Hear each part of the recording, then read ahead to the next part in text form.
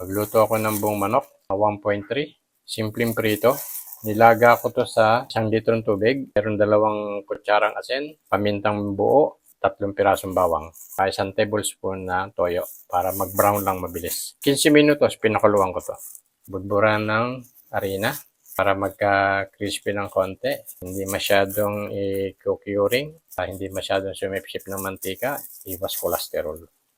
Budburan lang. Sarap ito. Sarap papakin. Lambot.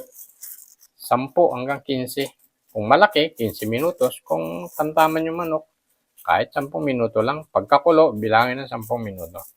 Okay na to. Piling lang ng konti. Dandahan lang. Dandahan kayo. Kasi mainit na yung mantika. Budburan ko ng 1 dakot na harina para hindi siya manikit. Haluin. Ilagay ang buong manok. Dandahan.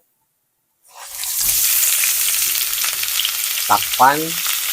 Ituin ng 10 minuto bawat side. Buksan ko na 10 minuto. Patayin muna yung apoy para hindi kayo matalsikan ng mantika. Pahupain nyo lang yung kulo niya. 20 segundo lang. Kumalma na ng konti.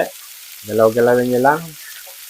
Kita nyo, hindi siya nanikit kasi nagbudbud ako ng harina. Dandahanin nyo lang ang pagbaligtad.